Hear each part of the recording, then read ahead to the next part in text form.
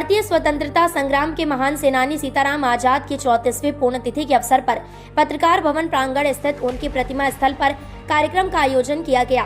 यह कार्यक्रम प्रत्येक वर्ष 4 दिसंबर को उनकी पुण्यतिथि पर आयोजित किया जाता है।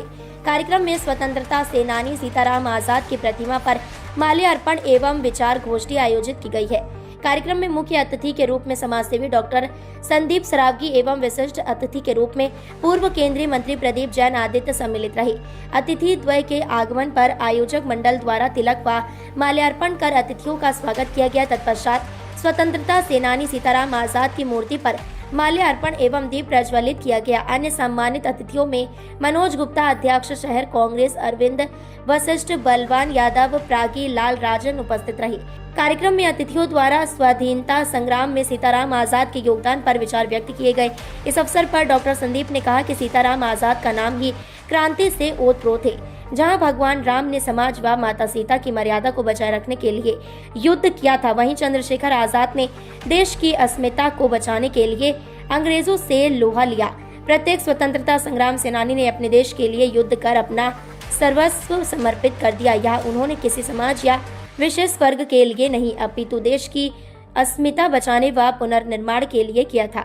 उनके द्वारा दिए बलिदानों का उद्देश्य यही था कि हम सभी मिलजुल कर देश को प्रगति पथ पर प्रशस्त करने का कार्य करें। लेकिन आज के युग में हम विभिन्न वर्गों में बंट गए हैं, जो हमारे लिए चिंता का विषय है। वर्तमान समय में कई लोग जाति व्यवस्था का विरोध कर सबको एक समान देखने लगे हैं और कई राजनेता व धर्मगुरु इसके लिए लोगों को प्रेरित भी कर रहे हैं। कार्यक्रम में उपस्थित सभी लोगों से मैं व्यक्तिगत अनुरोध करना चाहूंगा कि आप भी जाति बंधन से ऊपर उठकर देश हित में अपना योगदान दें। वहीं पूर्व केंद्रीय मंत्री प्रदीप जैन ने कहा, हमने अपने कार्यकाल में पत्रकार साथियों और समाज के वरिष्ठ जनों के सहयोग से पत्रकार भवन प्रांगण में स्वतंत्रता सेनानी सीताराम आजाद की मूर्ति की स्थापना कराई थी। आगे हम जल्दी ही सीताराम आजाद जी द्वारा उपयोग में लाई जाने वाली वस्तुओं के संग्रह के लिए एक उचित स्थान के निर्माण की मांग रखेंगे। चाहे स्वार्थ से नहीं लड़ी, जिस तरह सीताराम चना लोगों की भाई भी उसी परिवार के हैं और बहुत बातें सुनी यहाँ पे हमने, लेकिन बाबूजी हम कई बातों से सेटिस्फाई नहीं है, क्योंकि जिस समय हमारे स्वतंत्रता सेनानी साहब वास्तविकता में लड़ रहे थे, तो यकीन बताओ अगर सच्चाई से आप लोग बताएं, क्या सिर्फ नामदेव समाज के लिए लड़ रहे थे?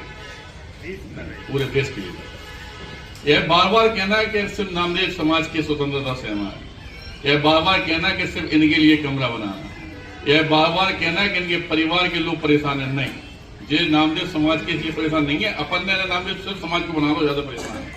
अगर पूरा देश, पूरा बुंदेलखंड इस बात को पहचानने लगे कि वास्तविकता में इनके परिवार ने योगदान दिया है, तो इनकी जो परेशानी है वो 1 मिनट में दूर हो। हम लोगों की सबसे बड़ी दिक्कत पता होगी क्या है कि पहले जात पात में बट गए, तो ईश्वर भी बांट रहे हम लोग।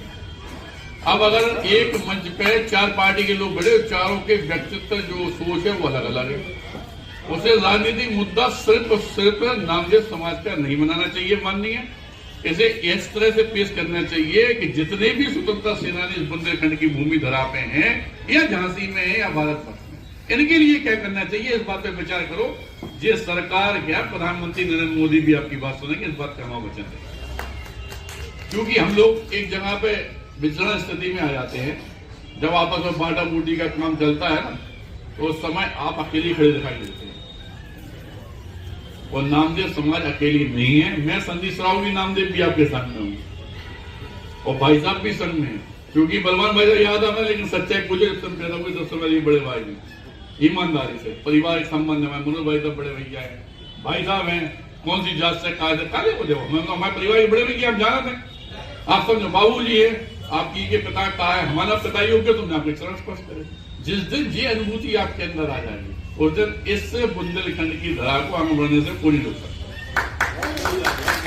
जिस वीराना लक्ष्मीबाई की आप बात कर रहे हैं, जिस दिन वे सोचती कि सिर्फ हमें अपने परिवार के लिए लड़ना है, तो 1 मिनट में लड़के खत्म कर देती, लेकिन इस पूरे देश के लिए लड़ने के लिए क्रांति की चिंगारी लेके 22-23 साल की लड़की पीछे 1 साल का बच्चा बांध के, दोनों हाथ में तलवार लेके, मुंह में लगाम लेके निकली, सिर्फ देश को बचाना। प्रेरणा स्रोत बनी हमारे लिए। इसी तरीके से अगर आप लोग इस देश की बात करोगे तो आप भी प्रेरणा स्रोत बन जाए।